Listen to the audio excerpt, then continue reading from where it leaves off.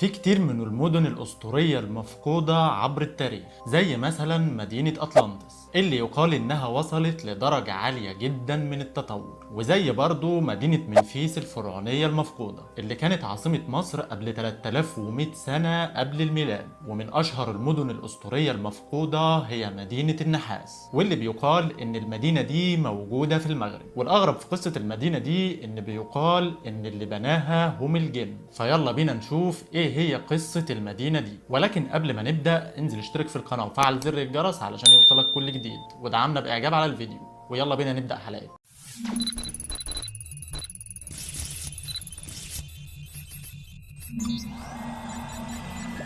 سيدنا سليمان عليه السلام كان هو الوحيد من بين الأنبياء اللي ربنا سخر له الجن، وسخر ليه تقريبا كل شيء زي الريح والطير والشجر والنمل والحيوانات، واللي كانوا بينفذوا كل اللي يأمرهم بيه سيدنا سليمان. وربنا سخر لسيدنا سليمان ملوك الجن اللي كانوا بيغوصوا في أعماق البحار والمحيطات لاستخراج الكنوز والجواهر. وكان الجن ده بيقوم بالأعمال اللي كانت بتصعب على البشر القيام بيها في وقت قليل جدا، زي بناء الضروح الضخمة والأسوار العالية وغيرها. مدينة النحاس بنيت بالكامل من النحاس، ويقال إن تم بنائها من قبل الجن بأمر من سيدنا سليمان عليه السلام. بتقع مدينة النحاس غرب المغرب على شاطئ البحر الأبيض المتوسط بالقرب من مدينة طنجة، بين مرتفعات جبل درسا وسلسلة جبال الريف، وبتبعد أمتار قليلة عن مضيق جبل طارق. بدأ البحث عن المدينة دي لما وصلت أخبارها لعبد الملك بن مروان، وهو الخليفة الخامس لخلفاء بنو أمية والمؤسس الثاني للدولة الأموية. وهنا بعت الخليفة أوامره لموسى بن نصير في المغرب بالبحث عن هذه المدينة، وقال لي تحديدا في رسالة: بلغني خبر مدينة النحاس اللي بناها الجن لسليمان عليه السلام، فاذهب إليها واكتب إلي بما تعاينه من العجائب، وعجل بالجواب سريعا إن شاء الله. وبالفعل خرج موسى بن نصير مع رجاله للبحث عن هذه المدينة. سلكوا طرق قاحلة ووعرة واللي لم يسلكها بشر من قبل، لحد ما وصلوا لبقعة واسعة مليئة بالعيون والأشجار والنخيل، فيها حيوانات وطيور كتيرة وبعضها لم يروا مثلها من قبل. وفي الليل شافوا ضوء بيبرق غريب جدا من السماء. أمر موسى رجاله بالتحقق من مصدر هذا الضوء، وأثناء ما هم ماشيين ظهر ليهم سور كبير وضخم جدا، سور ما شافوش زيه قبل كده، لدرجة انهم صعقوا من المشهد، لدرجة ان وقتها موسى اتأكد ان هو ده سور مدينة النحاس اللي بيبحثوا عنها. ووقتها حاولوا بكل الطرق لإيجاد مدخل أو باب لهذا السور، لكن ملقوش أي طريقة للدخول عبر هذا السور. أحد الرجال اللي معاهم اقترح فكرة، وهي حفر نفق تحت السور لدخول المدينة، لكنهم لما بدأوا الحفر اصطدموا بأساسات السور النحاسية اللي كان لا يمكن اختراقها. بعدها اقترح شخص تاني بأنهم يقوموا ببناء سور بجانب سور المدينة علشان يصعدوا عليه ويدخلوا المدينة. وبالفعل طبقوا الفكرة ونجحت، واتطوع واحد منهم لصعود السور، وبمجرد ما وصل للأعلى وشاف المدينة قدام عينه صعق من المشهد اللي شافه، وبدأ بضحك هستيري وقام بإلقاء نفسه من على السور داخل هذه المدينة. وقتها موسى ورجاله سمعوا ضجة كبيرة وصراخ غريب لم يسمعوا بيه من قبل، وشعروا بالخوف والفزع الشديد. واستمرت الأصوات دي 3 أيام بلياليها بدون توقف. ولما انتهت الأصوات بدأ موسى ورجاله بالنداء على هذا الرجل، لكن بدون أي جدوى. قرر شخص تاني من رجال موسى بالصعود للسور، لكنه اشترط عليهم انهم يربطوه بحبل في وسطه عشان لو حصل معاه نفس اللي حصل مع رفيقهم، وانهم يمسكوا طرف الحبل بحيث انه لو القى نفسه داخل المدينة يشدوه. وبالفعل قاموا بتطبيق الفكرة، ولما صعد الرجل حصل له نفس الشيء اللي حصل لرفيقهم الاولاني، القى نفسه من على السور داخل المدينة. فقام موسى ورجاله بشد الحبل، لكن فجأة بدأوا يحسوا بقوة معاكسة بتشد الحبل من الجهة الأخرى للسور، وفجأة ظهر الحبل فيه نصف جسم الرجل والنصف الآخر داخل المدينة. كان مشهد مفزع ومرعب لموسى ورجاله، وسمعوا صوت صراخ وضجة زي اللي سمعوها قبل كده. في الوقت ده تحديدا عرف موسى ان صاحب هذه الافعال هم الجن، وقال ربما يسكن المدينة الجن، واللي بيأخذوا كل من اطلع على هذه المدينة. وامر رجاله بالرحيل، واثناء رجوعهم شافوا الواح ضخمة من الرخام الابيض تحمل اسماء الانبياء والمرسلين والعديد من الملوك. فامر موسى جنوده بالدخول لخلف الالواح، لكنهم اتفاجئوا بسيل جيل من النمل الاسود بيهاجمهم، وكأن النمل ده اتحول لفرسان، وده اللي ادى لقتل الكثير من رجال موسى. اتراجع موسى لحد ما وصل للوح كبير من النحاس، فتراجع النمل وكمل موسى ورجاله المسير لحد ما وصلوا لبحيرة كبيرة، فأمر موسى رجاله من الغواصين بالنزول إليها. ولما خرجوا منها كانوا بيحملوا أواني مغلقة مختوم عليها بالرصاص ومنقوش عليها بعض الطلاسم، ففتح موسى واحدة منها ليخرج منها فارس من نار يمتطي جواد من نار أيضا، وقال الفارس ده وهو بيطير: يا نبي الله لن أعود. وتكرر الأمر مع باقي الأواني. وقتها قال موسى إنهم جن حبسهم سيدنا سليمان لأنهم تمردوا وليس لهم أن يحرروا، وأمر موسى بإعادة الأواني لمكانها. ورحل موسى ورجاله من المكان علشان يروي اللي حصل معاه للعالم. الحقيقة إن عبر التاريخ اتنقل الناس قصص غريبة وعجيبة عن هذه المدينة، وكانت تختلف الروايات مع مرور السنين، حتى رواية بناء المدينة فيها اختلاف. في رواية بتقول إن الجن بأمر من سيدنا سليمان هم اللي بنوا المدينة، ورواية تانية بتقول إن ذو القرنين هو من بناها علشان يخفي فيها كل كنوزه وثرواته، وبعدين قام بوضع سحر وطلاسم عليها علشان ما يقدرش أي حد إنه يدخلها أو حتى يشوفها. الحقيقة برضو إن فيه اللي مصدق إمكانية وجود مدينة النحاس فعليا، وفيه اللي شايفها مجرد قصة أسطورية لا أساس ليها من الصحة، لأن محدش شافها في عصرنا الحديث ولا حتى في علامات على وجودها. وبين الآراء دي بيبقى الجدل قائما حول وجود مدينة النحاس الأسطورية، لكن الأمر المسلم به إن سيدنا سليمان والجن كان باستطاعتهم بناء مثل هذه المدينة. مستني أعرف آرائكم في التعليقات وتقولوا لنا رأيكم حوالين وجود هذه المدينة. ولحد هنا خلصت حلقتنا، اتمنى تكون الحلقه عجبتكم. شكرا لكم على المشاهده، وما تنسوش تنزلوا تشتركوا في القناه وتفعلوا زر الجرس علشان يوصلكم كل جديد، وتدعمونا باعجاب على الفيديو. شكرا ليكم واشوفكم الحلقه الجايه.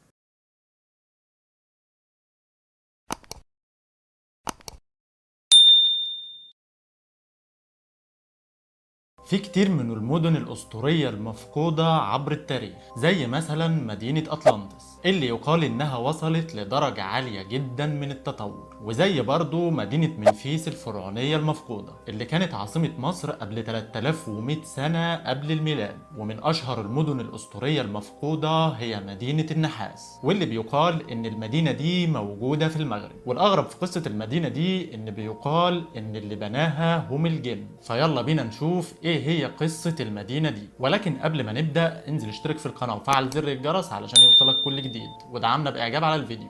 ويلا بينا نبدأ حلقة.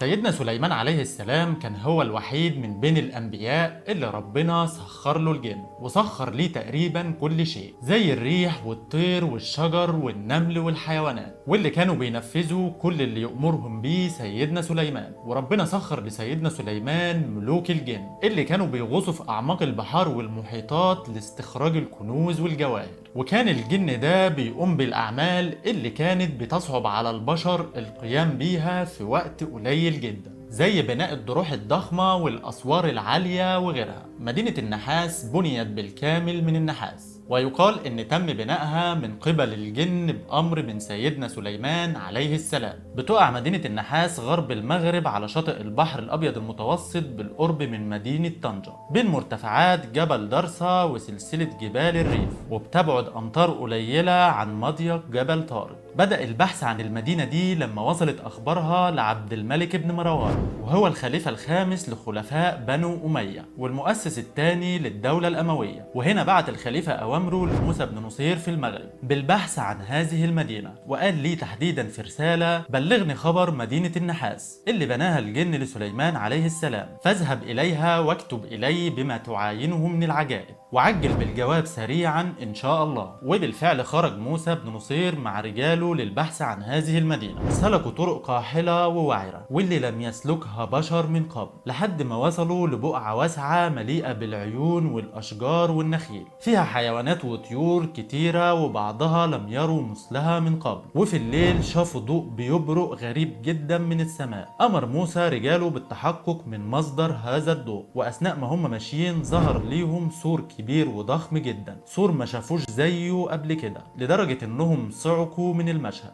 لدرجة ان وقتها موسى اتأكد ان هو ده سور مدينة النحاس اللي بيبحثوا عنها. ووقتها حاولوا بكل الطرق لإيجاد مدخل أو باب لهذا السور، لكن ملقوش أي طريقة للدخول عبر هذا السور. أحد الرجال اللي معاهم اقترح فكرة، وهي حفر نفق تحت السور لدخول المدينة، لكنهم لما بدأوا الحفر اصطدموا بأساسات السور النحاسية اللي كان لا يمكن اختراقها. بعدها اقترح شخص تاني بأنهم يقوموا ببناء سور بجانب سور المدينة علشان يصعدوا عليه ويدخلوا المدينة، وبالفعل طبقوا الفكرة ونجحت، واتطوع واحد منهم لصعود السور، وبمجرد ما وصل للأعلى وشاف المدينة قدام عينه صعق من المشهد اللي شافه، وبدأ بضحك هستيري وقام بإلقاء نفسه من على السور داخل هذه المدينة. وقتها موسى ورجاله سمعوا ضجة كبيرة وصراخ غريب لم يسمعوا بيه من قبل، وشعروا بالخوف والفزع الشديد. واستمرت الأصوات دي 3 أيام بلياليها بدون توقف. ولما انتهت الأصوات بدأ موسى ورجاله بالنداء على هذا الرجل، لكن بدون أي جدوى. قرر شخص تاني من رجال موسى بالصعود للسور، لكنه اشترط عليهم انهم يربطوه بحبل في وسطه عشان لو حصل معاه نفس اللي حصل مع رفيقهم، وانهم يمسكوا طرف الحبل بحيث انه لو القى نفسه داخل المدينة يشدوه. وبالفعل قاموا بتطبيق الفكرة، ولما صعد الرجل حصل له نفس الشيء اللي حصل لرفيقهم الاولاني، القى نفسه من على السور داخل المدينة.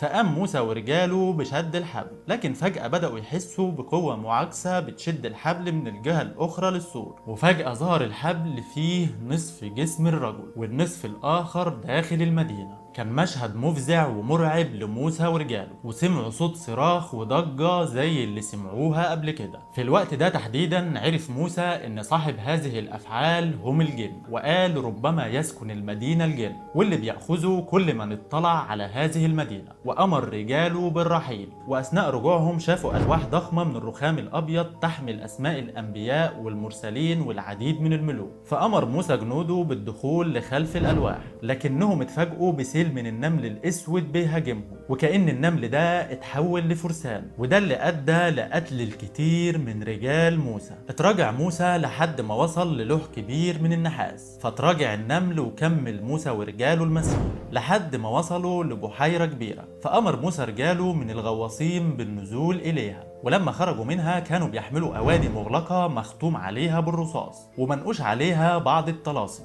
ففتح موسى واحدة منها ليخرج منها فارس من نار يمتطي جواد من نار أيضا، وقال الفارس ده وهو بيطير: يا نبي الله لن أعود. وتكرر الأمر مع باقي الأواني. وقتها قال موسى إنهم جن حبسهم سيدنا سليمان لأنهم تمردوا وليس لهم أن يحرروا، وأمر موسى بإعادة الأواني لمكانها. ورحل موسى ورجاله من المكان علشان يروي اللي حصل معاه للعالم. الحقيقة إن عبر التاريخ اتنقل الناس قصص غريبة وعجيبة عن هذه المدينة، وكانت تختلف الروايات مع مرور السنين. حتى رواية بناء المدينة فيها اختلاف. في رواية بتقول إن الجن بأمر من سيدنا سليمان هم اللي بنوا المدينة، ورواية تانية بتقول إن ذو القرنين هو من بناها علشان يخفي فيها كل كنوزه وثرواته، وبعدين قام بوضع سحر وطلاسم عليها علشان ما يقدرش أي حد إنه يدخلها أو حتى يشوفها. الحقيقة برضو إن فيه اللي مصدق إمكانية وجود مدينة النحاس فعليا، وفيه اللي شايفها مجرد قصة أسطورية لا أساس ليها من الصحة، لأن محدش شافها في عصرنا الحديث ولا حتى في علامات على وجودها. وبين الآراء دي بيبقى الجدل قائما حول وجود مدينة النحاس الأسطورية، لكن الأمر المسلم به إن سيدنا سليمان والجن كان باستطاعتهم بناء مثل هذه المدينة. مستني أعرف آرائكم في التعليقات وتقولوا لنا رأيكم حوالين وجود هذه المدينة.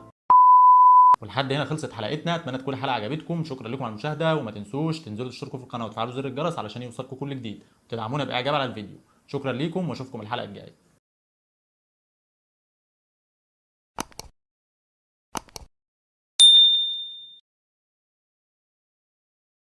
في كتير من المدن الأسطورية المفقودة عبر التاريخ، زي مثلا مدينة أطلانتس اللي يقال إنها وصلت لدرجة عالية جدا من التطور، وزي برضو مدينة منفيس الفرعونية المفقودة اللي كانت عاصمة مصر قبل 3100 سنة قبل الميلاد. ومن أشهر المدن الأسطورية المفقودة هي مدينة النحاس، واللي بيقال إن المدينة دي موجودة في المغرب. والأغرب في قصة المدينة دي إن بيقال إن اللي بناها هم الجن. فيلا بينا نشوف إيه هي قصة المدينة دي. ولكن قبل ما نبدأ انزل اشترك في القناة وفعل زر الجرس علشان يوصلك كل جديد، ودعمنا بإعجاب على الفيديو. ويلا بينا نبدأ حلقة.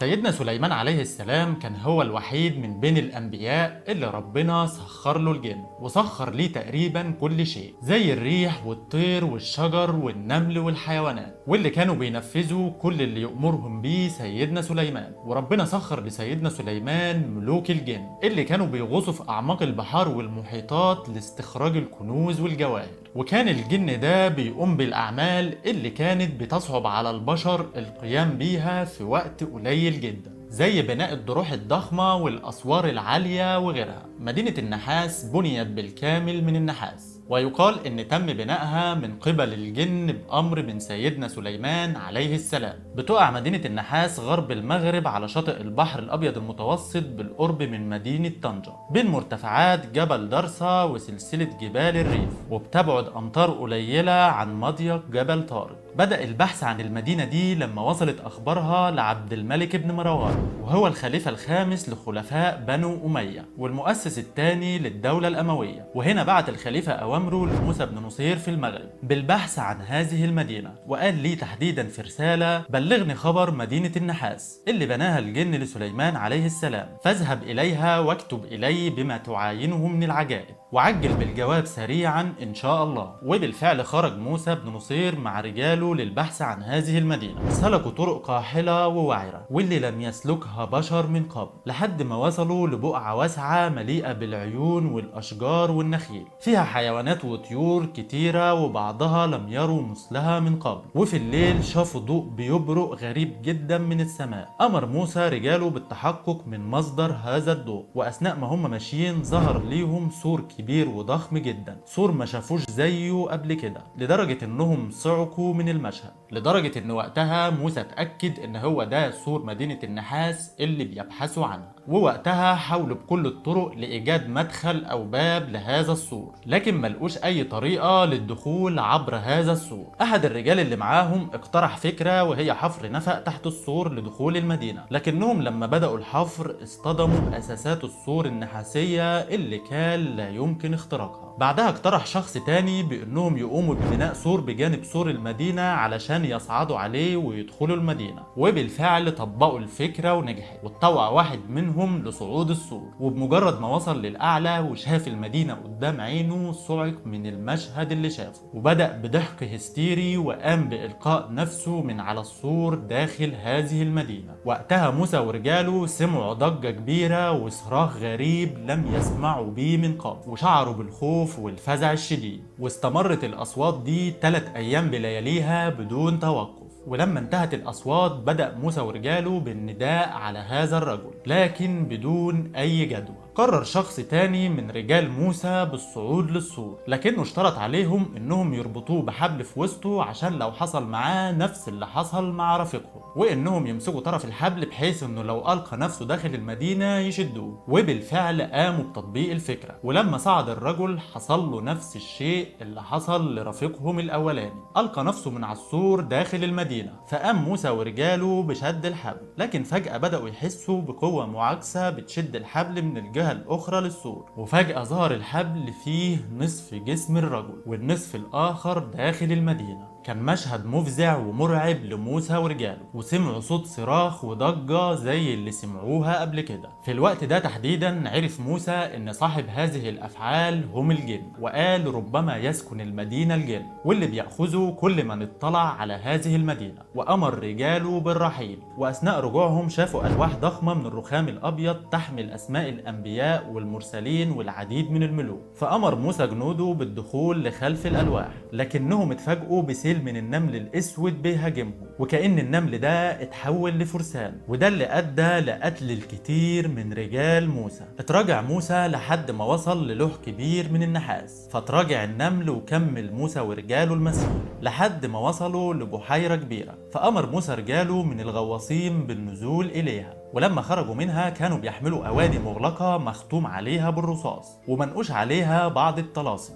ففتح موسى واحدة منها ليخرج منها فارس من نار يمتطي جواد من نار أيضا، وقال الفارس ده وهو بيطير: يا نبي الله لن أعود. وتكرر الأمر مع باقي الأواني. وقتها قال موسى إنهم جن حبسهم سيدنا سليمان لأنهم تمردوا وليس لهم أن يحرروا، وأمر موسى بإعادة الأواني لمكانها. ورحل موسى ورجاله من المكان علشان يروي اللي حصل معاه للعالم. الحقيقة إن عبر التاريخ اتنقل الناس قصص غريبة وعجيبة عن هذه المدينة، وكانت تختلف الروايات مع مرور السنين. حتى رواية بناء المدينة فيها اختلاف. في رواية بتقول إن الجن بأمر من سيدنا سليمان هم اللي بنوا المدينة، ورواية تانية بتقول إن ذو القرنين هو من بناها علشان يخفي فيها كل كنوزه وثرواته، وبعدين قام بوضع سحر وطلاسم عليها علشان ما يقدرش أي حد إنه يدخلها أو حتى يشوفها. الحقيقة برضو إن فيه اللي مصدق إمكانية وجود مدينة النحاس فعليا، وفيه اللي شايفها مجرد قصة أسطورية لا أساس ليها من الصحة، لأن محدش شافها في عصرنا الحديث ولا حتى في علامات على وجودها. وبين الآراء دي بيبقى الجدل قائما حول وجود مدينة النحاس الأسطورية، لكن الأمر المسلم به إن سيدنا سليمان والجن كان باستطاعتهم بناء مثل هذه المدينة. مستني أعرف آرائكم في التعليقات وتقولوا لنا رأيكم حوالين وجود هذه المدينة.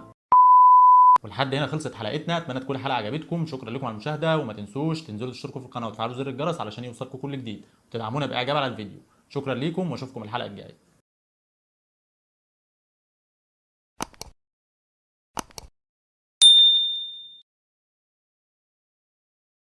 في كتير من المدن الأسطورية المفقودة عبر التاريخ، زي مثلا مدينة أطلانتس اللي يقال إنها وصلت لدرجة عالية جدا من التطور، وزي برضو مدينة منفيس الفرعونية المفقودة اللي كانت عاصمة مصر قبل 3100 سنة قبل الميلاد. ومن أشهر المدن الأسطورية المفقودة هي مدينة النحاس، واللي بيقال إن المدينة دي موجودة في المغرب. والأغرب في قصة المدينة دي إن بيقال إن اللي بناها هم الجن. فيلا بينا نشوف إيه هي قصة المدينة دي. ولكن قبل ما نبدأ انزل اشترك في القناة وفعل زر الجرس علشان يوصلك كل جديد، ودعمنا بإعجاب على الفيديو. ويلا بينا نبدأ حلقة.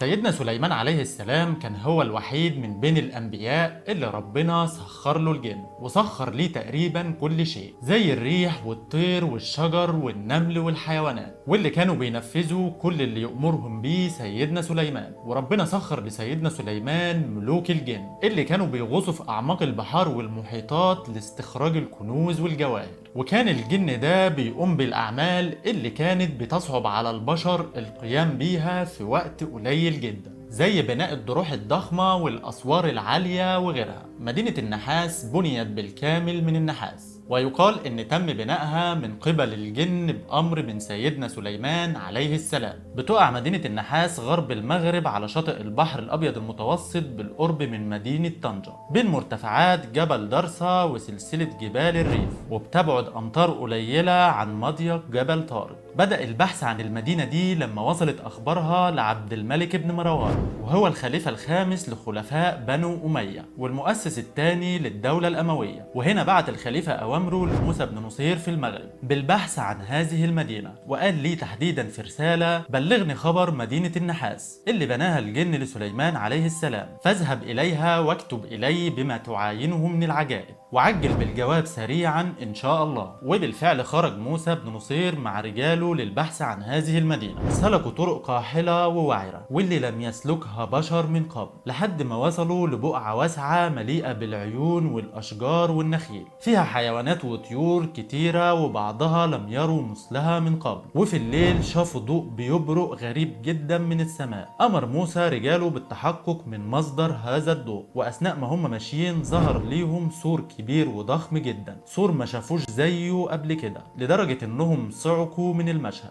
لدرجة ان وقتها موسى اتأكد ان هو ده سور مدينة النحاس اللي بيبحثوا عنها. ووقتها حاولوا بكل الطرق لإيجاد مدخل أو باب لهذا السور، لكن ملقوش أي طريقة للدخول عبر هذا السور. أحد الرجال اللي معاهم اقترح فكرة، وهي حفر نفق تحت السور لدخول المدينة، لكنهم لما بدأوا الحفر اصطدموا بأساسات السور النحاسية اللي كان لا يمكن اختراقها. بعدها اقترح شخص تاني بانهم يقوموا ببناء سور بجانب سور المدينة علشان يصعدوا عليه ويدخلوا المدينة، وبالفعل طبقوا الفكرة ونجحت، واتطوع واحد منهم لصعود السور، وبمجرد ما وصل للأعلى وشاف المدينة قدام عينه صعق من المشهد اللي شافه، وبدأ بضحك هستيري وقام بإلقاء نفسه من على السور داخل هذه المدينة. وقتها موسى ورجاله سمعوا ضجة كبيرة وصراخ غريب لم يسمعوا بيه من قبل، وشعروا بالخوف والفزع الشديد، واستمرت الأصوات دي 3 أيام بلياليها بدون توقف. ولما انتهت الأصوات بدأ موسى ورجاله بالنداء على هذا الرجل، لكن بدون أي جدوى. قرر شخص تاني من رجال موسى بالصعود للسور، لكنه اشترط عليهم انهم يربطوه بحبل في وسطه عشان لو حصل معاه نفس اللي حصل مع رفيقهم، وانهم يمسكوا طرف الحبل بحيث انه لو القى نفسه داخل المدينة يشدوه. وبالفعل قاموا بتطبيق الفكرة، ولما صعد الرجل حصل له نفس الشيء اللي حصل لرفيقهم الاولاني، القى نفسه من على السور داخل المدينة.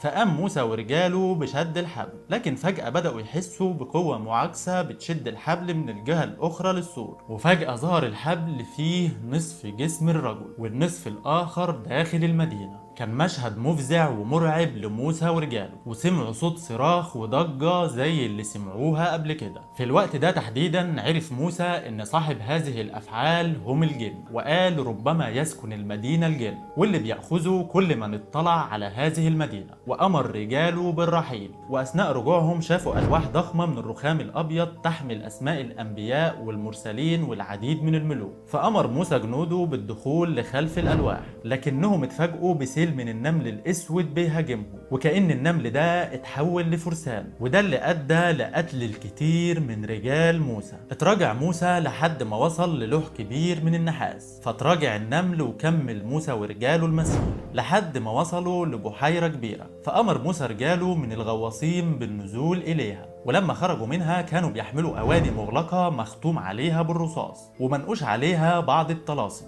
ففتح موسى واحدة منها ليخرج منها فارس من نار يمتطي جواد من نار أيضا، وقال الفارس ده وهو بيطير: يا نبي الله لن أعود. وتكرر الأمر مع باقي الأواني. وقتها قال موسى إنهم جن حبسهم سيدنا سليمان لأنهم تمردوا وليس لهم أن يحرروا، وأمر موسى بإعادة الأواني لمكانها. ورحل موسى ورجاله من المكان علشان يروي اللي حصل معاه للعالم. الحقيقة إن عبر التاريخ اتنقل الناس قصص غريبة وعجيبة عن هذه المدينة، وكانت تختلف الروايات مع مرور السنين، حتى رواية بناء المدينة فيها اختلاف. في رواية بتقول إن الجن بأمر من سيدنا سليمان هم اللي بنوا المدينة، ورواية تانية بتقول إن ذو القرنين هو من بناها علشان يخفي فيها كل كنوزه وثرواته، وبعدين قام بوضع سحر وطلاسم عليها علشان ما يقدرش أي حد إنه يدخلها أو حتى يشوفها. الحقيقة برضو إن فيه اللي مصدق إمكانية وجود مدينة النحاس فعليا، وفيه اللي شايفها مجرد قصة أسطورية لا أساس ليها من الصحة، لأن محدش شافها في عصرنا الحديث ولا حتى في علامات على وجودها. وبين الآراء دي بيبقى الجدل قائما حول وجود مدينة النحاس الأسطورية، لكن الأمر المسلم به إن سيدنا سليمان والجن كان باستطاعتهم بناء مثل هذه المدينة. مستني أعرف آرائكم في التعليقات وتقولوا لنا رأيكم حوالين وجود هذه المدينة.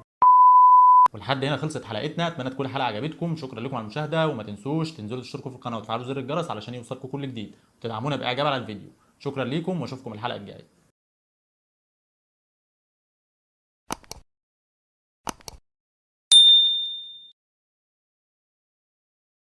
في كتير من المدن الأسطورية المفقودة عبر التاريخ، زي مثلا مدينة أطلانتس اللي يقال إنها وصلت لدرجة عالية جدا من التطور، وزي برضو مدينة منفيس الفرعونية المفقودة اللي كانت عاصمة مصر قبل 3100 سنة قبل الميلاد. ومن أشهر المدن الأسطورية المفقودة هي مدينة النحاس، واللي بيقال إن المدينة دي موجودة في المغرب. والأغرب في قصة المدينة دي إن بيقال إن اللي بناها هم الجن. فيلا بينا نشوف إيه هي قصة المدينة دي. ولكن قبل ما نبدأ انزل اشترك في القناة وفعل زر الجرس علشان يوصلك كل جديد، ودعمنا بإعجاب على الفيديو.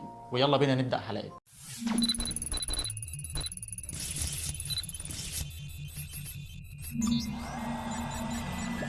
سيدنا سليمان عليه السلام كان هو الوحيد من بين الأنبياء اللي ربنا سخر له الجن وسخر ليه تقريبا كل شيء، زي الريح والطير والشجر والنمل والحيوانات، واللي كانوا بينفذوا كل اللي يأمرهم بيه سيدنا سليمان. وربنا سخر لسيدنا سليمان ملوك الجن اللي كانوا بيغوصوا في أعماق البحار والمحيطات لاستخراج الكنوز والجواهر. وكان الجن ده بيقوم بالأعمال اللي كانت بتصعب على البشر القيام بيها في وقت قليل جدا، زي بناء الضروح الضخمة والأسوار العالية وغيرها. مدينة النحاس بنيت بالكامل من النحاس، ويقال إن تم بنائها من قبل الجن بأمر من سيدنا سليمان عليه السلام. بتقع مدينة النحاس غرب المغرب على شاطئ البحر الأبيض المتوسط بالقرب من مدينة طنجة، بين مرتفعات جبل درسا وسلسلة جبال الريف، وبتبعد أمتار قليلة عن مضيق جبل طارق. بدأ البحث عن المدينة دي لما وصلت أخبارها لعبد الملك بن مروان،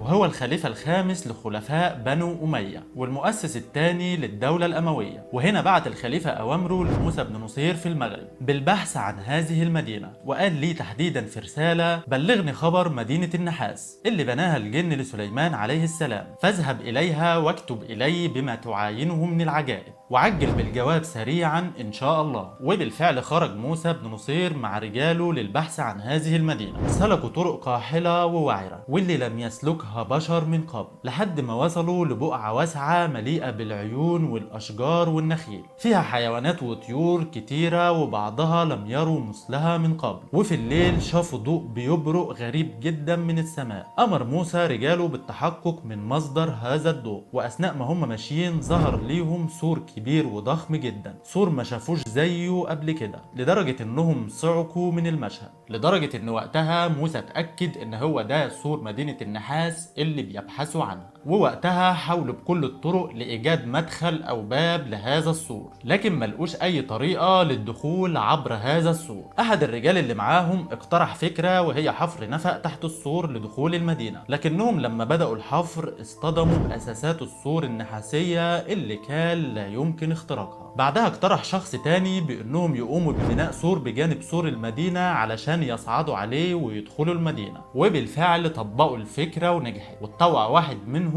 لصعود السور، وبمجرد ما وصل للأعلى وشاف المدينة قدام عينه صعق من المشهد اللي شافه، وبدأ بضحك هستيري وقام بإلقاء نفسه من على السور داخل هذه المدينة. وقتها موسى ورجاله سمعوا ضجة كبيرة وصراخ غريب لم يسمعوا بيه من قبل، وشعروا بالخوف والفزع الشديد. واستمرت الأصوات دي 3 أيام بلياليها بدون توقف. ولما انتهت الأصوات بدأ موسى ورجاله بالنداء على هذا الرجل، لكن بدون أي جدوى. قرر شخص تاني من رجال موسى بالصعود للسور، لكنه اشترط عليهم انهم يربطوه بحبل في وسطه عشان لو حصل معاه نفس اللي حصل مع رفيقهم، وانهم يمسكوا طرف الحبل بحيث انه لو القى نفسه داخل المدينة يشدوه. وبالفعل قاموا بتطبيق الفكرة، ولما صعد الرجل حصل له نفس الشيء اللي حصل لرفيقهم الاولاني، القى نفسه من على السور داخل المدينة. فقام موسى ورجاله بشد الحبل، لكن فجأة بدأوا يحسوا بقوة معاكسة بتشد الحبل من الجهة الأخرى للسور، وفجأة ظهر الحبل فيه نصف جسم الرجل والنصف الآخر داخل المدينة. كان مشهد مفزع ومرعب لموسى ورجاله، وسمعوا صوت صراخ وضجة زي اللي سمعوها قبل كده. في الوقت ده تحديدا عرف موسى ان صاحب هذه الافعال هم الجن، وقال ربما يسكن المدينة الجن، واللي بيأخذوا كل من اطلع على هذه المدينة. وامر رجاله بالرحيل، واثناء رجوعهم شافوا الواح ضخمة من الرخام الابيض تحمل اسماء الانبياء والمرسلين والعديد من الملوك. فامر موسى جنوده بالدخول لخلف الالواح، لكنهم اتفاجئوا بسيل من النمل الاسود بيهاجمهم، وكأن النمل ده اتحول لفرسان، وده اللي ادى لقتل الكثير من رجال موسى. اتراجع موسى لحد ما وصل للوح كبير من النحاس، فتراجع النمل وكمل موسى ورجاله المسير لحد ما وصلوا لبحيرة كبيرة. فأمر موسى رجاله من الغواصين بالنزول إليها، ولما خرجوا منها كانوا بيحملوا أواني مغلقة مختوم عليها بالرصاص ومنقوش عليها بعض الطلاسم. ففتح موسى واحدة منها ليخرج منها فارس من نار يمتطي جواد من نار أيضا، وقال الفارس ده وهو بيطير: يا نبي الله لن أعود. وتكرر الأمر مع باقي الأواني. وقتها قال موسى إنهم جن حبسهم سيدنا سليمان لأنهم تمردوا وليس لهم أن يحرروا، وأمر موسى بإعادة الأواني لمكانها. ورحل موسى ورجاله من المكان علشان يروي اللي حصل معاه للعالم. الحقيقة إن عبر التاريخ اتنقل الناس قصص غريبة وعجيبة عن هذه المدينة، وكانت تختلف الروايات مع مرور السنين. حتى رواية بناء المدينة فيها اختلاف. في رواية بتقول إن الجن بأمر من سيدنا سليمان هم اللي بنوا المدينة، ورواية تانية بتقول إن ذو القرنين هو من بناها علشان يخفي فيها كل كنوزه وثرواته، وبعدين قام بوضع سحر وطلاسم عليها علشان ما يقدرش أي حد إنه يدخلها أو حتى يشوفها. الحقيقة برضو إن فيه اللي مصدق إمكانية وجود مدينة النحاس فعليا، وفيه اللي شايفها مجرد قصة أسطورية لا أساس ليها من الصحة، لأن محدش شافها في عصرنا الحديث ولا حتى في علامات على وجودها. وبين الآراء دي بيبقى الجدل قائما حول وجود مدينة النحاس الأسطورية، لكن الأمر المسلم به إن سيدنا سليمان والجن كان باستطاعتهم بناء مثل هذه المدينة. مستني أعرف آرائكم في التعليقات وتقولوا لنا رأيكم حوالين وجود هذه المدينة. ولحد هنا خلصت حلقتنا، اتمنى تكون الحلقه عجبتكم. شكرا لكم على المشاهده، وما تنسوش تنزلوا تشتركوا في القناه وتفعلوا زر الجرس علشان يوصلكم كل جديد، وتدعمونا باعجاب على الفيديو. شكرا ليكم واشوفكم الحلقه الجايه.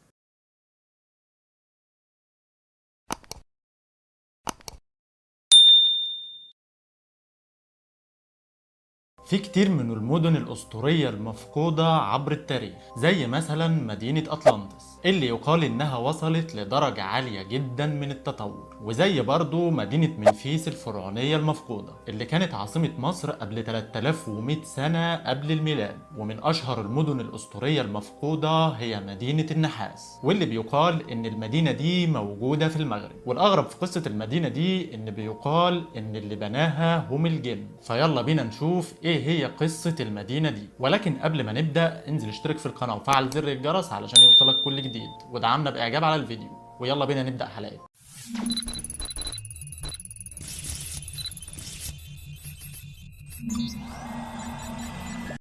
سيدنا سليمان عليه السلام كان هو الوحيد من بين الأنبياء اللي ربنا سخر له الجن، وسخر ليه تقريبا كل شيء زي الريح والطير والشجر والنمل والحيوانات، واللي كانوا بينفذوا كل اللي يأمرهم بيه سيدنا سليمان. وربنا سخر لسيدنا سليمان ملوك الجن اللي كانوا بيغوصوا في أعماق البحار والمحيطات لاستخراج الكنوز والجواهر. وكان الجن ده بيقوم بالأعمال اللي كانت بتصعب على البشر القيام بيها في وقت قليل جدا، زي بناء الضروح الضخمة والأسوار العالية وغيرها. مدينة النحاس بنيت بالكامل من النحاس، ويقال إن تم بنائها من قبل الجن بأمر من سيدنا سليمان عليه السلام. بتقع مدينة النحاس غرب المغرب على شاطئ البحر الأبيض المتوسط بالقرب من مدينة طنجة، بين مرتفعات جبل درسا وسلسلة جبال الريف، وبتبعد أمتار قليلة عن مضيق جبل طارق. بدأ البحث عن المدينة دي لما وصلت أخبارها لعبد الملك بن مروان، وهو الخليفة الخامس لخلفاء بنو أمية والمؤسس الثاني للدولة الأموية. وهنا بعت الخليفة أوامره لموسى بن نصير في المغرب بالبحث عن هذه المدينة، وقال لي تحديدا في رسالة: بلغني خبر مدينة النحاس اللي بناها الجن لسليمان عليه السلام، فاذهب إليها واكتب إلي بما تعاينه من العجائب، وعجل بالجواب سريعا إن شاء الله. وبالفعل خرج موسى بن نصير مع رجاله للبحث عن هذه المدينة. سلكوا طرق قاحلة ووعرة واللي لم يسلكها بشر من قبل، لحد ما وصلوا لبقعة واسعة مليئة بالعيون والأشجار والنخيل، فيها حيوانات وطيور كتيرة وبعضها لم يروا مثلها من قبل. وفي الليل شافوا ضوء بيبرق غريب جدا من السماء. أمر موسى رجاله بالتحقق من مصدر هذا الضوء، وأثناء ما هم ماشيين ظهر ليهم سور كبير وضخم جدا، سور ما شافوش زيه قبل كده، لدرجة انهم صعقوا من المشهد،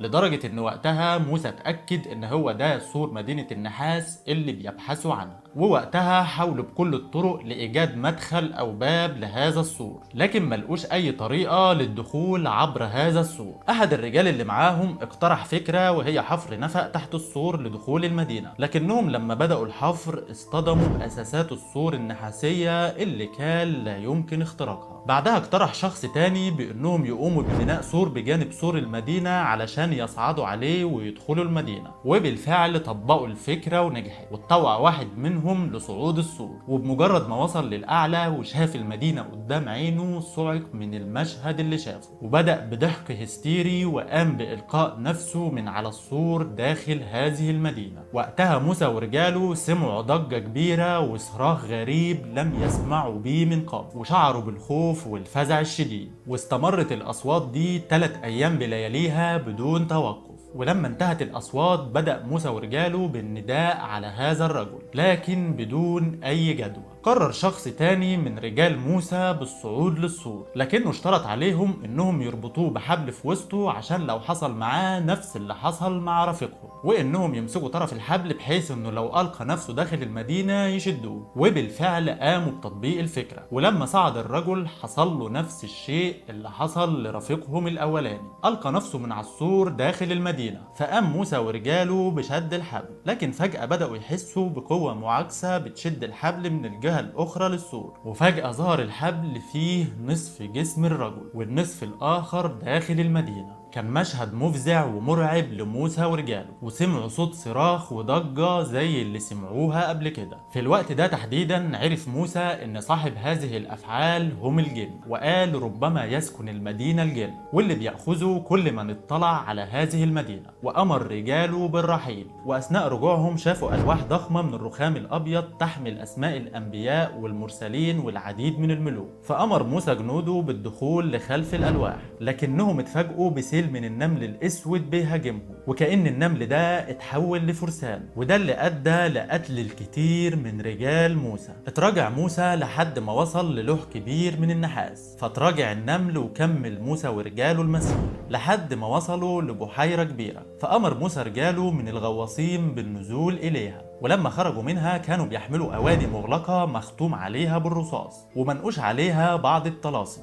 ففتح موسى واحدة منها ليخرج منها فارس من نار يمتطي جواد من نار أيضا، وقال الفارس ده وهو بيطير: يا نبي الله لن أعود. وتكرر الأمر مع باقي الأواني. وقتها قال موسى إنهم جن حبسهم سيدنا سليمان لأنهم تمردوا وليس لهم أن يحرروا، وأمر موسى بإعادة الأواني لمكانها. ورحل موسى ورجاله من المكان علشان يروي اللي حصل معاه للعالم. الحقيقة إن عبر التاريخ اتنقل الناس قصص غريبة وعجيبة عن هذه المدينة، وكانت تختلف الروايات مع مرور السنين، حتى رواية بناء المدينة فيها اختلاف. في رواية بتقول إن الجن بأمر من سيدنا سليمان هم اللي بنوا المدينة، ورواية تانية بتقول إن ذو القرنين هو من بناها علشان يخفي فيها كل كنوزه وثرواته، وبعدين قام بوضع سحر وطلاسم عليها علشان ما يقدرش أي حد إنه يدخلها أو حتى يشوفها. الحقيقة برضو إن فيه اللي مصدق إمكانية وجود مدينة النحاس فعليا، وفيه اللي شايفها مجرد قصة أسطورية لا أساس ليها من الصحة، لأن محدش شافها في عصرنا الحديث ولا حتى في علامات على وجودها. وبين الآراء دي بيبقى الجدل قائما حول وجود مدينة النحاس الأسطورية، لكن الأمر المسلم به إن سيدنا سليمان والجن كان باستطاعتهم بناء مثل هذه المدينة. مستني أعرف آرائكم في التعليقات وتقولوا لنا رأيكم حوالين وجود هذه المدينة. ولحد هنا خلصت حلقتنا، اتمنى تكون الحلقه عجبتكم. شكرا لكم على المشاهده، وما تنسوش تنزلوا تشتركوا في القناه وتفعلوا زر الجرس علشان يوصلكم كل جديد، وتدعمونا باعجاب على الفيديو. شكرا ليكم واشوفكم الحلقه الجايه.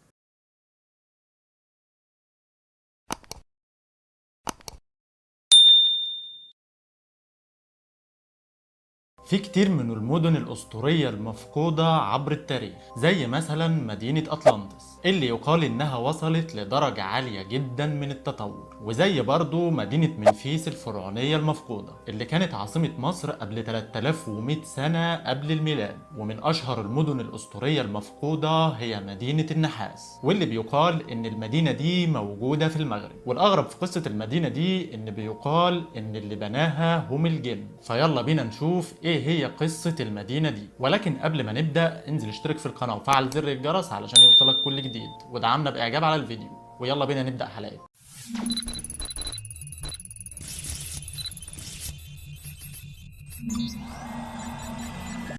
سيدنا سليمان عليه السلام كان هو الوحيد من بين الأنبياء اللي ربنا سخر له الجن وسخر ليه تقريبا كل شيء، زي الريح والطير والشجر والنمل والحيوانات، واللي كانوا بينفذوا كل اللي يأمرهم بيه سيدنا سليمان. وربنا سخر لسيدنا سليمان ملوك الجن اللي كانوا بيغوصوا في أعماق البحار والمحيطات لاستخراج الكنوز والجواهر. وكان الجن ده بيقوم بالأعمال اللي كانت بتصعب على البشر القيام بيها في وقت قليل جدا، زي بناء الضروح الضخمة والأسوار العالية وغيرها. مدينة النحاس بنيت بالكامل من النحاس، ويقال إن تم بنائها من قبل الجن بأمر من سيدنا سليمان عليه السلام. بتقع مدينة النحاس غرب المغرب على شاطئ البحر الأبيض المتوسط بالقرب من مدينة طنجة، بين مرتفعات جبل درسا وسلسلة جبال الريف، وبتبعد أمتار قليلة عن مضيق جبل طارق. بدأ البحث عن المدينة دي لما وصلت أخبارها لعبد الملك بن مروان، وهو الخليفة الخامس لخلفاء بنو أمية والمؤسس الثاني للدولة الأموية. وهنا بعت الخليفة أوامره لموسى بن نصير في المغرب بالبحث عن هذه المدينة، وقال لي تحديدا في رسالة: بلغني خبر مدينة النحاس اللي بناها الجن لسليمان عليه السلام، فاذهب إليها واكتب إلي بما تعاينه من العجائب، وعجل بالجواب سريعا إن شاء الله. وبالفعل خرج موسى بن نصير مع رجاله للبحث عن هذه المدينة. سلكوا طرق قاحلة ووعرة واللي لم يسلكها بشر من قبل، لحد ما وصلوا لبقعة واسعة مليئة بالعيون والأشجار والنخيل، فيها حيوانات وطيور كتيرة وبعضها لم يروا مثلها من قبل. وفي الليل شافوا ضوء بيبرق غريب جدا من السماء. أمر موسى رجاله بالتحقق من مصدر هذا الضوء، وأثناء ما هم ماشيين ظهر ليهم سور كبير وضخم جدا، سور ما شافوش زيه قبل كده، لدرجة انهم صعقوا من المشهد،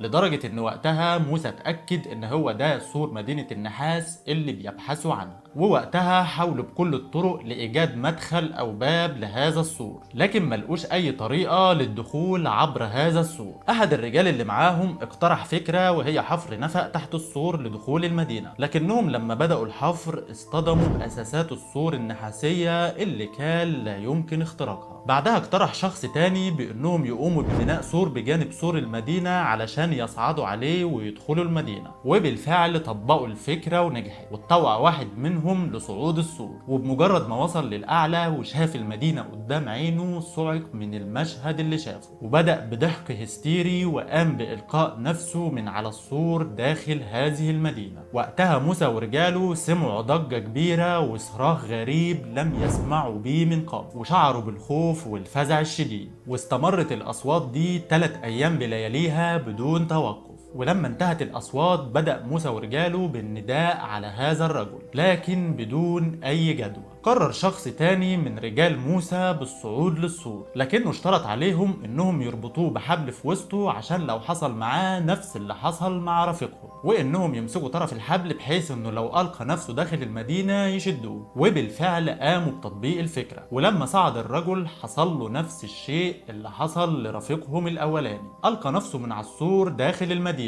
فقام موسى ورجاله بشد الحبل، لكن فجأة بدأوا يحسوا بقوة معاكسة بتشد الحبل من الجهة الأخرى للسور، وفجأة ظهر الحبل فيه نصف جسم الرجل والنصف الآخر داخل المدينة. كان مشهد مفزع ومرعب لموسى ورجاله، وسمعوا صوت صراخ وضجة زي اللي سمعوها قبل كده. في الوقت ده تحديدا عرف موسى ان صاحب هذه الافعال هم الجن، وقال ربما يسكن المدينة الجن واللي بيأخذوا كل من اطلع على هذه المدينة. وامر رجاله بالرحيل، واثناء رجوعهم شافوا الواح ضخمة من الرخام الابيض تحمل اسماء الانبياء والمرسلين والعديد من الملوك. فامر موسى جنوده بالدخول لخلف الالواح، لكنهم اتفاجئوا بسيل من النمل الاسود بيهاجمهم، وكأن النمل ده اتحول لفرسان، وده اللي ادى لقتل الكثير من رجال موسى. اتراجع موسى لحد ما وصل للوح كبير من النحاس، فتراجع النمل وكمل موسى ورجاله المسير لحد ما وصلوا لبحيرة كبيرة. فأمر موسى رجاله من الغواصين بالنزول إليها، ولما خرجوا منها كانوا بيحملوا أواني مغلقة مختوم عليها بالرصاص ومنقوش عليها بعض الطلاسم.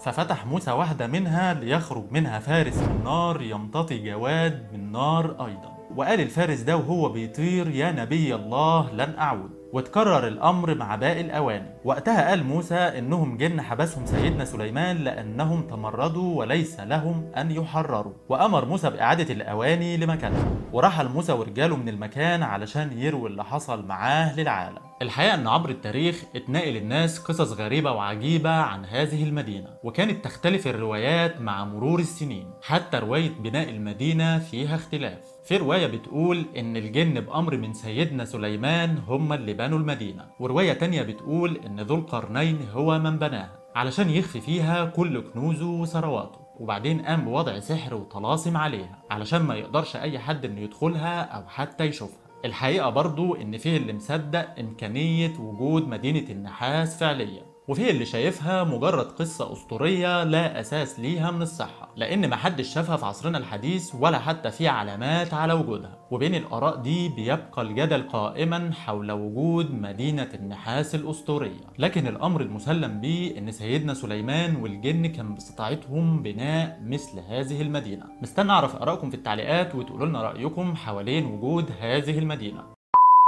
ولحد هنا خلصت حلقتنا، اتمنى تكون الحلقه عجبتكم. شكرا لكم على المشاهده، وما تنسوش تنزلوا تشتركوا في القناه وتفعلوا زر الجرس علشان يوصلكم كل جديد، وتدعمونا باعجاب على الفيديو. شكرا ليكم واشوفكم الحلقه الجايه.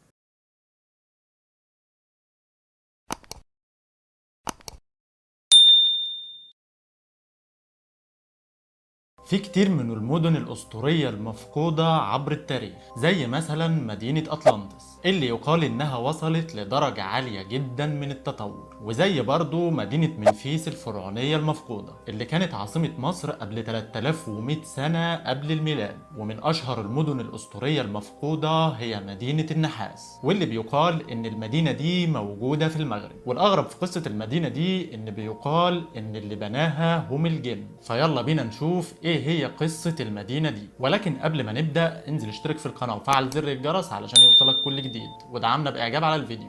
ويلا بينا نبدأ حلقة.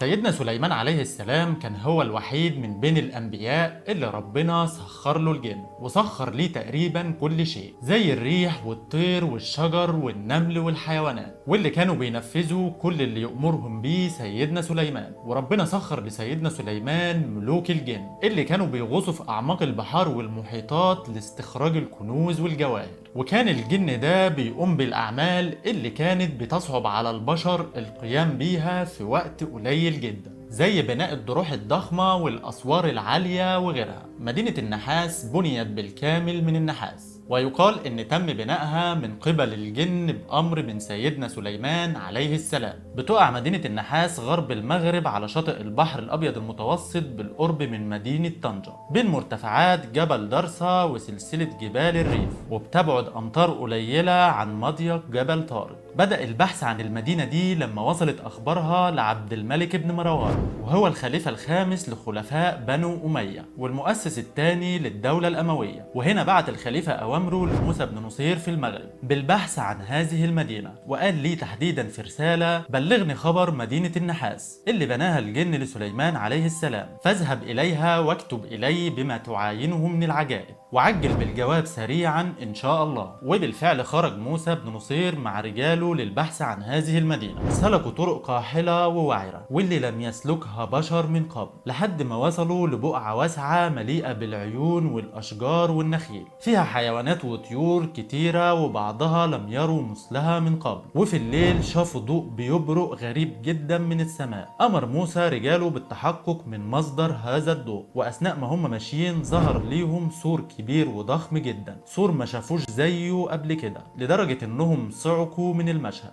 لدرجة ان وقتها موسى اتأكد ان هو ده سور مدينة النحاس اللي بيبحثوا عنها. ووقتها حاولوا بكل الطرق لإيجاد مدخل أو باب لهذا السور، لكن ملقوش أي طريقة للدخول عبر هذا السور. أحد الرجال اللي معاهم اقترح فكرة، وهي حفر نفق تحت السور لدخول المدينة، لكنهم لما بدأوا الحفر اصطدموا بأساسات السور النحاسية اللي كان لا يمكن اختراقها. بعدها اقترح شخص تاني بانهم يقوموا ببناء سور بجانب سور المدينة علشان يصعدوا عليه ويدخلوا المدينة، وبالفعل طبقوا الفكرة ونجحت، واتطوع واحد منهم لصعود السور، وبمجرد ما وصل للأعلى وشاف المدينة قدام عينه صعق من المشهد اللي شافه، وبدأ بضحك هستيري وقام بإلقاء نفسه من على السور داخل هذه المدينة. وقتها موسى ورجاله سمعوا ضجة كبيرة وصراخ غريب لم يسمعوا بيه من قبل، وشعروا بالخوف والفزع الشديد، واستمرت الأصوات دي 3 أيام بلياليها بدون توقف. ولما انتهت الأصوات بدأ موسى ورجاله بالنداء على هذا الرجل، لكن بدون أي جدوى. قرر شخص تاني من رجال موسى بالصعود للسور، لكنه اشترط عليهم انهم يربطوه بحبل في وسطه عشان لو حصل معاه نفس اللي حصل مع رفيقهم، وانهم يمسكوا طرف الحبل بحيث انه لو القى نفسه داخل المدينة يشدوه. وبالفعل قاموا بتطبيق الفكرة، ولما صعد الرجل حصل له نفس الشيء اللي حصل لرفيقهم الاولاني، القى نفسه من على السور داخل المدينة. فقام موسى ورجاله بشد الحبل، لكن فجأة بدأوا يحسوا بقوة معاكسة بتشد الحبل من الجهة الأخرى للسور، وفجأة ظهر الحبل فيه نصف جسم الرجل والنصف الآخر داخل المدينة. كان مشهد مفزع ومرعب لموسى ورجاله، وسمعوا صوت صراخ وضجة زي اللي سمعوها قبل كده. في الوقت ده تحديدا عرف موسى ان صاحب هذه الافعال هم الجن، وقال ربما يسكن المدينة الجن، واللي بيأخذوا كل من اطلع على هذه المدينة. وامر رجاله بالرحيل، واثناء رجوعهم شافوا الواح ضخمة من الرخام الابيض تحمل اسماء الانبياء والمرسلين والعديد من الملوك. فامر موسى جنوده بالدخول لخلف الالواح، لكنهم اتفاجئوا بسيل من النمل الاسود بيهاجمهم، وكأن النمل ده اتحول لفرسان، وده اللي ادى لقتل الكثير من رجال موسى. اتراجع موسى لحد ما وصل للوح كبير من النحاس، فتراجع النمل وكمل موسى ورجاله المسير لحد ما وصلوا لبحيرة كبيرة. فأمر موسى رجاله من الغواصين بالنزول إليها، ولما خرجوا منها كانوا بيحملوا أواني مغلقة مختوم عليها بالرصاص ومنقوش عليها بعض الطلاسم. ففتح موسى واحدة منها ليخرج منها فارس من نار يمتطي جواد من نار أيضا، وقال الفارس ده وهو بيطير: يا نبي الله لن أعود. وتكرر الأمر مع باقي الأواني. وقتها قال موسى إنهم جن حبسهم سيدنا سليمان لأنهم تمردوا وليس لهم أن يحرروا، وأمر موسى بإعادة الأواني لمكانها. ورحل موسى ورجاله من المكان علشان يروي اللي حصل معاه للعالم. الحقيقة إن عبر التاريخ اتنقل الناس قصص غريبة وعجيبة عن هذه المدينة، وكانت تختلف الروايات مع مرور السنين، حتى رواية بناء المدينة فيها اختلاف. في رواية بتقول إن الجن بأمر من سيدنا سليمان هم اللي بنوا المدينة، ورواية تانية بتقول إن ذو القرنين هو من بناها علشان يخفي فيها كل كنوزه وثرواته، وبعدين قام بوضع سحر وطلاسم عليها علشان ما يقدرش أي حد إنه يدخلها أو حتى يشوفها. الحقيقة برضو إن فيه اللي مصدق إمكانية وجود مدينة النحاس فعليا، وفيه اللي شايفها مجرد قصة أسطورية لا أساس ليها من الصحة، لأن محدش شافها في عصرنا الحديث ولا حتى في علامات على وجودها. وبين الآراء دي بيبقى الجدل قائما حول وجود مدينة النحاس الأسطورية، لكن الأمر المسلم به إن سيدنا سليمان والجن كان باستطاعتهم بناء مثل هذه المدينة. مستني أعرف آرائكم في التعليقات وتقولوا لنا رأيكم حوالين وجود هذه المدينة. ولحد هنا خلصت حلقتنا، اتمنى تكون الحلقه عجبتكم. شكرا لكم على المشاهده، وما تنسوش تنزلوا تشتركوا في القناه وتفعلوا زر الجرس علشان يوصلكم كل جديد، وتدعمونا باعجاب على الفيديو. شكرا ليكم واشوفكم الحلقه الجايه.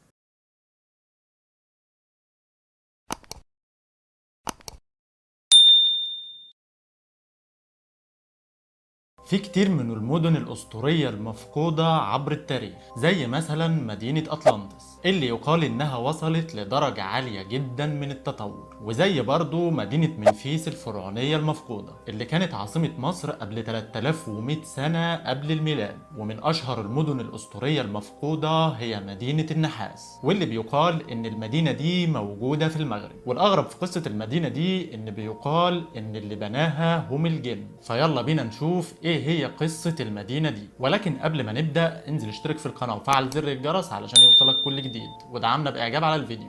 ويلا بينا نبدأ حلقة.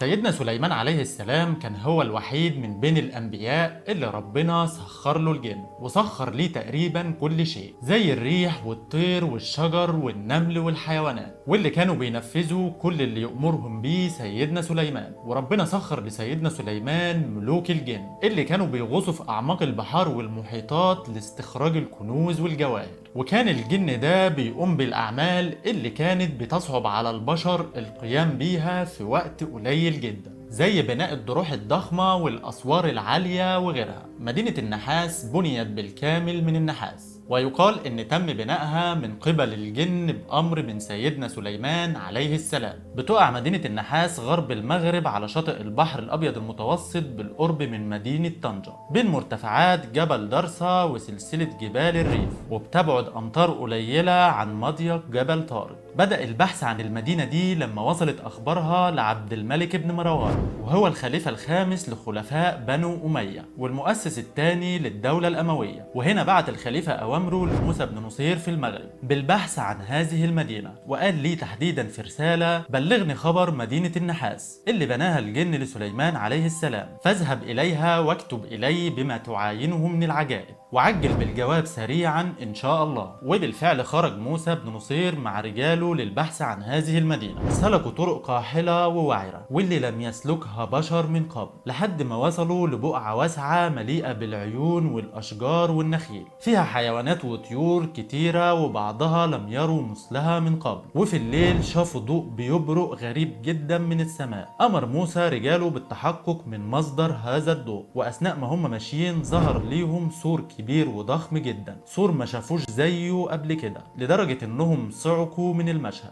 لدرجة ان وقتها موسى اتأكد ان هو ده سور مدينة النحاس اللي بيبحثوا عنها. ووقتها حاولوا بكل الطرق لإيجاد مدخل أو باب لهذا السور، لكن ملقوش أي طريقة للدخول عبر هذا السور. أحد الرجال اللي معاهم اقترح فكرة، وهي حفر نفق تحت السور لدخول المدينة، لكنهم لما بدأوا الحفر اصطدموا بأساسات السور النحاسية اللي كان لا يمكن اختراقها. بعدها اقترح شخص تاني بأنهم يقوموا ببناء سور بجانب سور المدينة علشان يصعدوا عليه ويدخلوا المدينة، وبالفعل طبقوا الفكرة ونجحت، واتطوع واحد منهم لصعود السور، وبمجرد ما وصل للأعلى وشاف المدينة قدام عينه صعق من المشهد اللي شافه، وبدأ بضحك هستيري وقام بإلقاء نفسه من على السور داخل هذه المدينة. وقتها موسى ورجاله سمعوا ضجة كبيرة وصراخ غريب لم يسمعوا بيه من قبل، وشعروا بالخوف والفزع الشديد. واستمرت الأصوات دي 3 أيام بلياليها بدون توقف. ولما انتهت الأصوات بدأ موسى ورجاله بالنداء على هذا الرجل، لكن بدون أي جدوى. قرر شخص تاني من رجال موسى بالصعود للسور، لكنه اشترط عليهم انهم يربطوه بحبل في وسطه عشان لو حصل معاه نفس اللي حصل مع رفيقهم، وانهم يمسكوا طرف الحبل بحيث انه لو القى نفسه داخل المدينة يشدوه. وبالفعل قاموا بتطبيق الفكرة، ولما صعد الرجل حصل له نفس الشيء اللي حصل لرفيقهم الاولاني، القى نفسه من على السور داخل المدينة.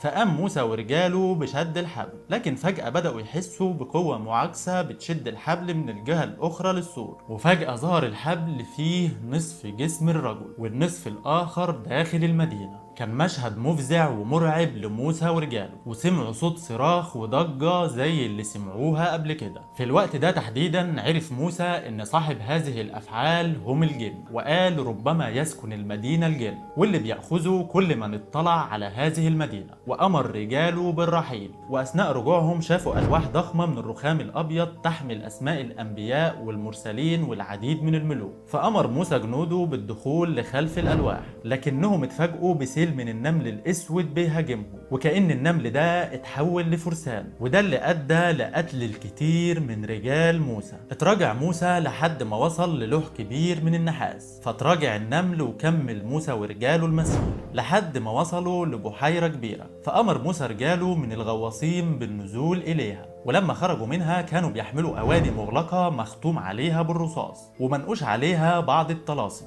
ففتح موسى واحدة منها ليخرج منها فارس من نار يمتطي جواد من نار أيضا، وقال الفارس ده وهو بيطير: يا نبي الله لن أعود. وتكرر الأمر مع باقي الأواني. وقتها قال موسى إنهم جن حبسهم سيدنا سليمان لأنهم تمردوا وليس لهم أن يحرروا، وأمر موسى بإعادة الأواني لمكانها. ورحل موسى ورجاله من المكان علشان يروي اللي حصل معاه للعالم. الحقيقة إن عبر التاريخ اتنقل الناس قصص غريبة وعجيبة عن هذه المدينة، وكانت تختلف الروايات مع مرور السنين، حتى رواية بناء المدينة فيها اختلاف. في رواية بتقول إن الجن بأمر من سيدنا سليمان هم اللي بنوا المدينة، ورواية تانية بتقول إن ذو القرنين هو من بناها علشان يخفي فيها كل كنوزه وثرواته، وبعدين قام بوضع سحر وطلاسم عليها علشان ما يقدرش أي حد إنه يدخلها أو حتى يشوفها. الحقيقة برضو إن فيه اللي مصدق إمكانية وجود مدينة النحاس فعليا، وفيه اللي شايفها مجرد قصة أسطورية لا أساس ليها من الصحة، لأن محدش شافها في عصرنا الحديث ولا حتى في علامات على وجودها. وبين الآراء دي بيبقى الجدل قائما حول وجود مدينة النحاس الأسطورية، لكن الأمر المسلم به إن سيدنا سليمان والجن كان باستطاعتهم بناء مثل هذه المدينة. مستني أعرف آرائكم في التعليقات وتقولوا لنا رأيكم حوالين وجود هذه المدينة.